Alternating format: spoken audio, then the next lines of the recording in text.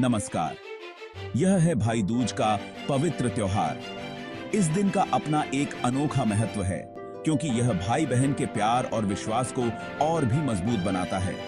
आज हम एक ऐसे प्रसंग की कहानी सुनेंगे जो भाई दूज से जुड़ी हुई है और जो हमें बताती है कि यह त्योहार किस प्रकार से प्रेम, सुरक्षा और संरक्षण का पैगाम लेकर आता है। तो आइए हम इस कहानी के माध्यम से भाई दूज के इस पवित्र बंधन को और गहराई से समझते हैं और इस परंपरा के असली अर्थ को अनुभव करते हैं। एक बुढ़िया माई थी, उसके 7 बेटे और एक बेटी थी। बेटी की शादी हो चुकी थी। जब भी उसके बेटे की शादी होती, फेरों के समय एक नाग आता और उसके बेटे को डस लेता था। बेटे की वही मृत्यु हो जाती और बहू विधवा। इस तरह उसके 6 बेटे मर गए। 7वें की शादी होनी बाकी थी। इस तरह अपने बेटों के मर जाने के दुख से बूढ़ी माई रो रो के अंधी हो गई थी। भाई दूज आने को हुई तो भाई ने कहा कि मैं बहन से तिलक कराने जाऊंगा। मां ने कहा ठीक है। उधर जब बहन को पता चला कि उसका भाई आ रहा है तो वह खुशी से पागल होकर पड़ोसन के घर गई और पूछने लगी कि जब बहुत प्यारा भाई घर आए तो क्या बनाना चाहिए। पड़ोसन उसकी खुशी को देखकर जलभुन गई और कह दिया कि जा दूध से रसोई लेप और घी में चावल पका। बहन ने ऐसा ही किया। उधर भाई जब बहन के घर जा रहा था तो उसे रास्ते में सांप मिला। सांप उसे डसने को हुआ। भाई बोला, तुम मुझे क्यों डस रहे हो? सांप बोला, मैं तुम्हारा काल हूं और मुझे तुमको डसना है। भाई बोला, मेरी बहन मेरा इंतजार कर रही है। मैं जब तिलक करा के वापस लौटूंगा तब तुम मुझे डस लेना।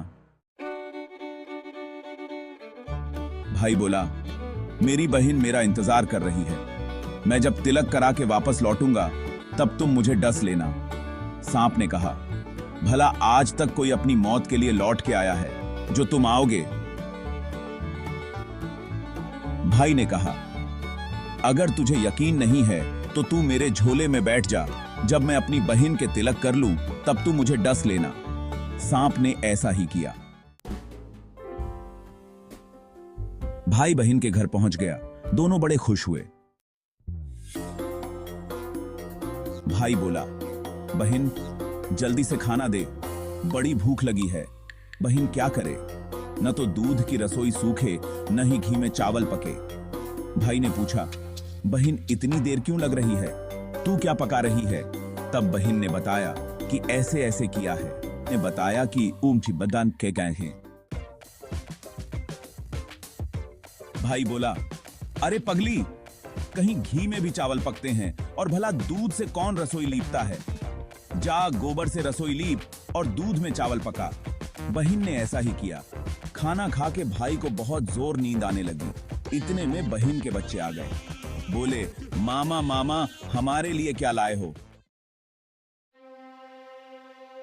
बच्चों ने वह झोला ले लिया जिसमें सांप था। जैसे ही उसे खोला उसमें से हीरे का हार निकला। बहन ने कहा, भैया तूने बताया नहीं कि तू मेरे लिए इतना सुंदर हार लाए हो।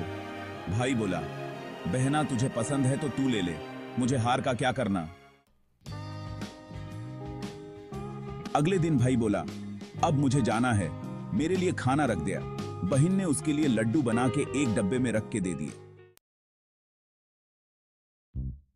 भाई कुछ दूर जाकर थक कर एक पेड़ के नीचे सो गया। उधर बहन के जब बच्चों को जब भूख लगी तो मां से कहा कि खाना दे दो। मां ने कहा, खाना अभी बनने में देर है। तो बच्चे बोले कि मामा को जो रखा है वही दे दो। तो वह बोली कि लड्डू बनाने के लिए बाजरा पीसा था, वही बचा पड़ा है चक्की में, जाकर खा लो। बच्चों ने देखा कि चक्की में तो सांप की हड्डियां पड़ी है।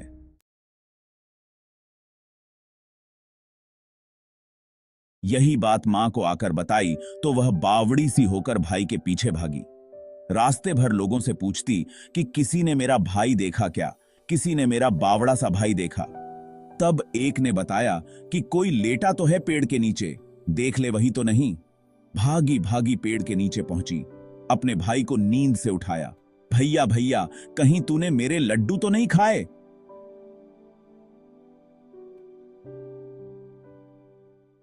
भाई बोला, ये ले तेरे लड्डू। नहीं खाए मैंने। ले दे के लड्डू ही तो दिए थे, उसके भी पीछे पीछे आ गई। बहन बोली, नहीं भाई, तू झूठ बोल रहा है, जरूर तूने खाया है। अब तो मैं तेरे साथ चलूंगी। चलते चलते बहन को प्यास लगती है। वह भाई को कहती है कि मुझे पानी पीना है। तब बहन वहां गई और पानी पीकर जब लौट रही थी तो रास्ते में देखती है कि एक जगह जमीन में 6 शिलाएं गड़ी हैं और एक बिना गढ़े रखी हुई थी। उसने एक साधु बाबा से पूछा कि ये शिलाएं कैसी हैं। यह सुनकर बहन समझ गई ये शिलाएं किसी और की नहीं बल्कि उसके भाइयों के नाम की हैं।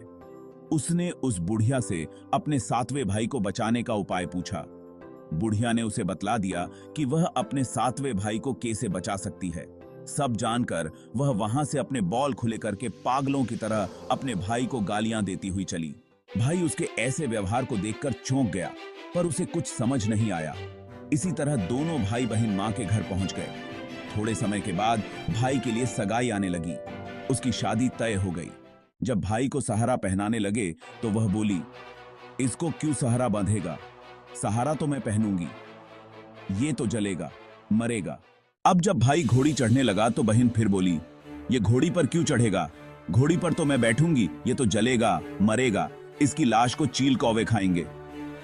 सब लोग बहुत परेशान। सब ने उसे घोड़ी पर भी चढ़ने दिया। अब जब बारात चलने को हुई तब बहन बोली, ये क्यों दरवाजे से निकलेगा? ये तो पीछे के रास्ते से जाएगा, दरवाजे से तो मैं निकलूंगी। जब वह दरवाजे के नीचे से जा रही थी तो दरवाजा अचानक गिरने लगा। बहन ने एक ईंट उठाकर अपनी चुनरी में रख ली। दरवाजा वहीं कि वहीं रुक गया। सब लोगों को बड़ा अचंभा हुआ। रास्ते में एक जगह बारात रुकी तो भाई को पीपल के पेड़ के नीचे खड़ा कर दिया। जैसे ही वह पेड़ के नीचे खड़ी हुई, पेड़ गिरने लगा। बहन ने एक पत्ता तोड़कर अपनी चुनरी में रख लिया। पेड़ वहीं कि वहीं रुक गया। अब तो सबको विश्वास हो गया कि ये बावली कोई जादू टोना सीख कर आई है जो बार बार अपने भाई की रक्षा कर रही है। ऐसे करते करते फेरों का समय आ गया। फेरों के समय एक नाग आया। वो जैसे ही दूल्हे को डसने को हुआ, दुल्हन ने उसे एक लोटे में भर के ऊपर से प्लेट से बंद कर दिया। थोड़ी देर बाद नागिन लहर लहर करती आई। दुल्हन से बोली, तू मेरा पति छोड़। दुल्हन बोली, पहले तू मेरा पति छोड़। नागिन ने कहा, ठीक है, मैंने तेरा पति छोड़ा। दुल्हन बोली, ऐसे नहीं, पहले 3 बार बोल। नागिन ने 3 बार बोला। फिर बोली कि अब मेरे पति को छोड़। दुल्हन बोली, एक मेरे पति से क्या होगा? हंसने बोलने के लिए जेठ भी तो होना चाहिए, एक जेठ भी छोड़। नागिन ने जेठ के भी प्राण दे दिए। फिर दुल्हन ने कहा, एक जेठ से लड़ाई हो गई तो एक और जेठ, वो विदेश चला गया तो तीसरा जेठ भी छोड़। इस तरह एक एक करके दुल्हन ने अपने 6 जेठ जीवित करा लिए। इस तरह एक एक करके दुल्हन ने अपने 6 जेठ जीवित करा लिए। उधर रो रो के बुढ़िया का बुरा हाल था कि अब तो मेरा 7वां बेटा भी बाकी बेटों की तरह मर जाएगा। गांव वालों ने उसे बताया कि उसके 7 बेटा और बहुएं आ रही हैं। सब बहन को ढूंढने लगे। देखा तो वह भूसे की कोठरी में सो रही थी। जब उसे पता चला कि उसका भाई सही सलामत है तो वह अपने घर को चली। उसके पीछे पीछे सारी लक्ष्मी भी जाने लगी। तब बहन ने पीछे मुड़ के देखा और कहा, जो मां ने अपने हाथों से दिया वह मेरे साथ चल, बाकी का भाई भाभी के पास रहे। इस तरह एक बहन ने अपने भाई की रक्षा की। तो मित्रों, यह थी भाई दूज की एक पौराणिक प्राचीन कहानी।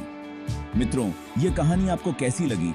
कमेंट में अपनी राय जरूर दें और वीडियो अच्छी लगी हो तो वीडियो को लाइक करके चैनल को सब्सक्राइब जरूर कर लेना। धन्यवाद।